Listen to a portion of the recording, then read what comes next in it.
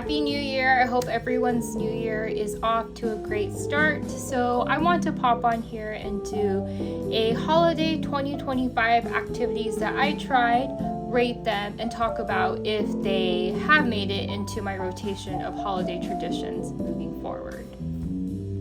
Okay, so let's get started. The first one being listening to holiday music starting November 1st.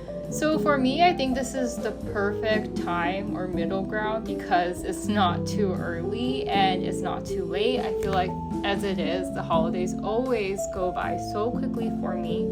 So I feel like this is a time where Halloween has concluded and this is early enough that you can prolong the holidays and just make the holidays feel longer and cozier. And honestly, I know some people feel like the holiday music is so repetitive, but I never get tired of it. I feel like I can listen to Jingle Bell Rock, Rocking Around the Christmas Tree, like an infinite amount of times, and I never get sick of it. Okay, side note for you guys or question, do you think that July is too early? I just feel like even with November 1st, I felt like the holidays still went by really quickly for me this year. Okay, next up we have themed fast food holiday meals, aka the Grinch meal. So I actually caved in and I went and I bought the Grinch meal from McDonald's. I believe it sold out really quickly too. It was a very limited edition. And I know people online were saying like it's a scam. It's just literally dill pickle sauce packet and a pair of socks, and it was way overpriced. But I loved it. I thought it was really cute. I love the packaging and the socks. I have them here with me. Actually are pretty decent quality. And I've actually worn them on a bunch of holiday outings with my boyfriend. So this one I think is something I would put in the rotation of my holiday traditions moving forward. But it really depends on what the collaboration is and if it's cute.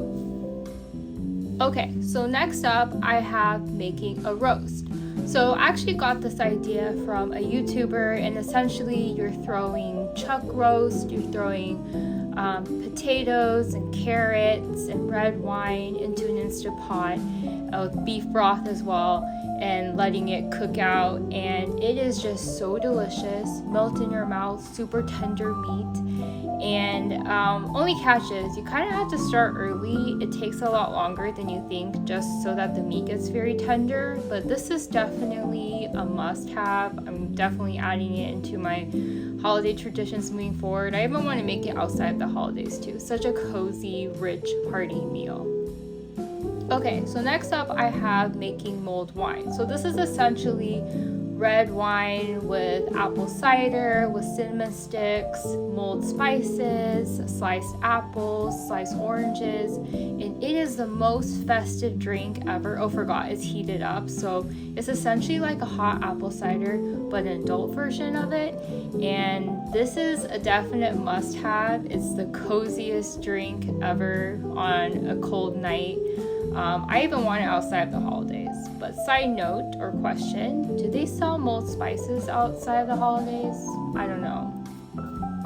Okay, so next up I have watching classics like Christmas in Connecticut, Holiday Fair, I'll Be Seeing You. So typically I'm one to watch like Netflix holiday movies. I do like a marathon, but this year I decided to switch it up and watch some classics, and I loved all the movies I watched. They're definitely making it into my rotation. They were cozy, they were heartfelt. I'll Be Seeing You dealt with pretty heady themes. And I think I'm now a Barbara Stanwyck fan. I think I used to only know her from noir films, and now I want to watch her whole filmography. So next up I have some festive activities I did as well this year. So seeing Christmas lights in the park definitely hits different. I'll be doing that year after year.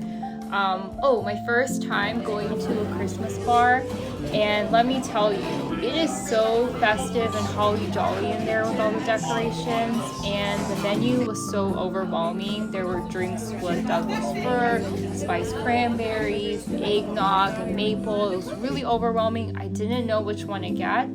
I'll probably pop it up here, but this is the one I ultimately got. It was the Malay, I can't pronounce it, but it's essentially a Mai Tai, and the cup is so cute. Unfortunately, you don't get to keep the cup. I feel like you should, given the price of the drinks, but yeah, it was definitely an experience. The only thing is I wish I had gone earlier in the season so I could have gone multiple times and tried different drinks. And then the next one is watching Nutcracker. It's been a while since I watched Nutcracker, I feel like since childhood, so it was really nostalgic.